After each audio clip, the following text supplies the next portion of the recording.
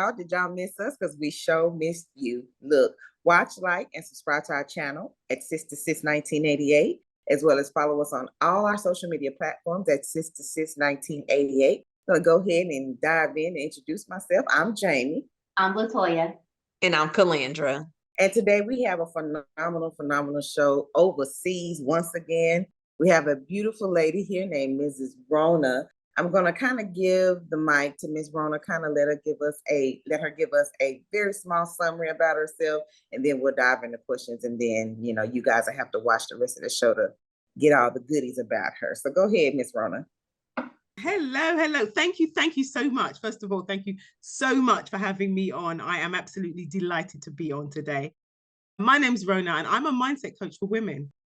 I work with women one-to-one. I do group work with them, and I'm just about empowering women. A lot of my work actually is around Black women, but I do a lot of empowerment of women. So that's basically what I do, and we'll get onto the conversation later. Yeah. Yes, ma'am. Yes, ma'am. So we're going to let Toya start off on the questions. Ms. Rona, is there anything you wanted to ask us before we get started or say to our audience? I am just so glad to be here. I'm so glad to be among you. We're glad to have you. We know we got off to a rough start, but we're glad to have you. Hopefully we make up for it. Yes. And I definitely both got on our wraps. You do. Representing. Okay, Ms. Toya. So, Ms. Rona, what inspired you to be a mindset coach and have your focus on women? Well, I think one of the things that is a big thing for me about women is my story and what I went through. But I think for me, it was about my experience and how I learned from so many other people's experiences in my life through my mindset and working on personal development and things like that. So I think it was really important that if I got that kind of knowledge, that I shared that kind of knowledge. And it was about sharing what I have. I like my personal development and my mindset. I really started working on it truly. I think I've been doing it all my life, to be honest with you. There's certain elements of it I've been doing everything all through my life, ever since my teenage years. But I think when I went through my difficulty, when I was in my late 30s, early 40s, I ended up with fibroids and I ended up having a hysterectomy. And that whole process led me to a place where I was really at my lowest. I was at my lowest point. And I had to bring myself up from that. So it was like the techniques I used to bring myself up from that. I wanted to teach others how to use the same techniques for them in all different areas of their lives. It doesn't have to be exactly the same as me, but it was really, really important for me to be able to help people change their lives using similar techniques to what I have done. All right. So is there a certain personal story that inspired you to motivated you to do this? Well, my own story. So as I said, when I was in my late 30s, early 40s, I got fibroids. I got fibroids really badly. And my menstrual cycle was completely off the wall. You're talking about having a menstrual cycle 3 weeks out of a month as opposed to 1 week out of a month. Yeah. And that went on for I coped with it for 2 years. I found ways of coping with it for 2 years. And it was about actually going out and looking for help. And when I did go out and look for help, I was actually a little relieved, actually, when they said to me, okay, the choice is, you can have a minor operation where we can remove them, or you can have a major operation and have the hysterectomy, but it will never come back. But if you have them removed, there's a possibility they could come back. And it was I couldn't do that. It was just I didn't want them to come back. I couldn't deal with what I was going through. And I had the hysterectomy, and then in my mind, it was oh, this is a relief. But when I had it, it wasn't a relief, because all of a sudden I didn't have a womb anymore. And it was having to go through that. Actually, it was a loss, a grieving process of having part of my body taken away from me and having to deal with that. And I didn't respond to it the way I thought. I thought I'd be, oh, great, fine, this is finally over. And I wasn't like that at all. I kind of went into myself. I was really down. People would see, because I'm quite a bubbly type person. So on the outside, you see the bubble, but inside I wasn't feeling it. There were certain things I wasn't doing, and certain things people who knew me were recognizing, that's not Rona. That's not how she is. That's not what she usually does. That's not how she's doing. And I started to use a lot of personal development. I started doing a lot of reading. I started I was taking my journaling a little bit further. I started, using affirmations and things like that to start and lift myself and make myself feel really good. I think one of my things today is I'm constantly working on myself. Every day I work on something to make myself better, because the better I am, the better I can be for the people around me. So, as women, we're always like, well, we got to take care of our kids, and we got to take care of our partners, and we got to take care of our parents, and we got to do this and we got to do that. But the better we are is the better that we can be for those that we care for. So it was my journey. It was the beginning of my journey to make myself the best I can possibly be. And to this very day, I'm working on me, because you're constantly learning. Life is a learning process. So I'm just constantly learning. It is a learning process for sure, sure. How do you tailor your coaching to meet the needs of different people? Well, with my coaching, I do a lot of one-to-one. So I kind of I make it very, very specific for certain people. But I also have a subscription where people do at least 2 sessions with me a week, online sessions that I offer with me a week, where we have like a group and we do a group coaching type of session thing. But there's also, I do one-to-ones for people who are looking for it. Obviously, the one-to-ones are a little bit more expensive, but I do my group coaching, and it's kind of like a subscription program that I run. Okay. Mm-hmm. So for me, my question is, what is the reason behind focusing on women aged 40 and above in your target audience? Because I'm 40 and above.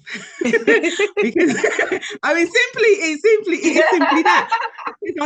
Because I'm 40 and above, and I kind of understand where women 40 and above are coming from, and I see it. I mean, it's really funny, because my previous work experience has been in education. So I've usually worked with the youngsters and the youth and all that. And don't get me wrong, I love working with young people, but I thought it was a different approach. And it was like, well, you know what, there's certain things you're going through that people are not going through at other ages. The younger people are not going through it. Yeah, they're not getting through it.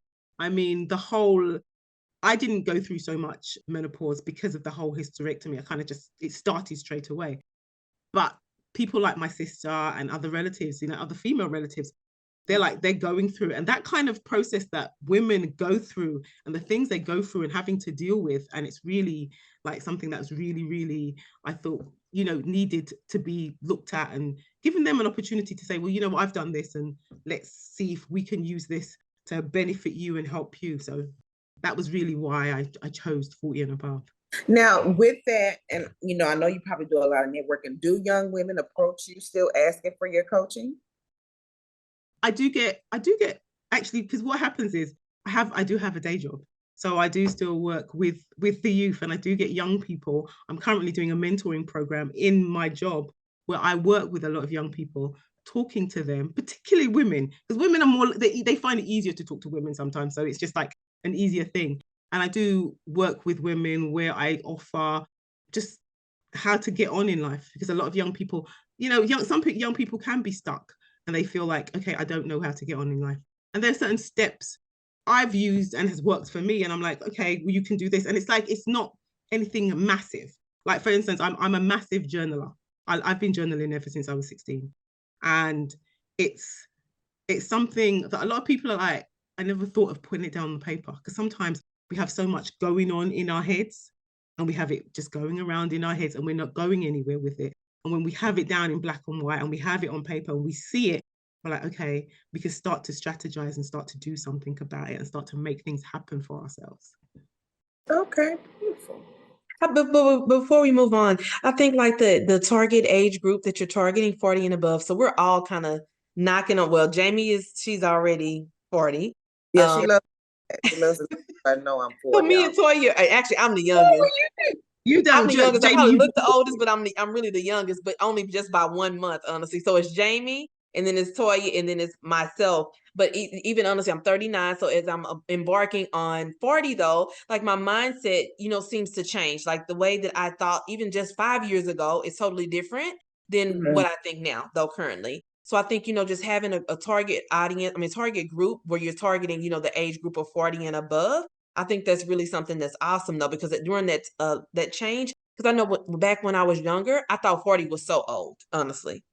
But now that I'm 40, basically, I might as well go ahead and claim it. I'm 39, but I'll be 40 in a couple months. But at any rate, I feel like really 40 is so young. I still feel so It is. young, and like I have so much life inside of me, left inside of me. But I do feel like I'm kind of at that point where I'm like, okay, in life, like honestly, I'm satisfied where I am in life, but also at the same time, I'm kind of reevaluating things to go into the next chapter, you know? So I think really having that focus group, you know, from 40 and above, I think is really something awesome though. So yeah, so thank you for that.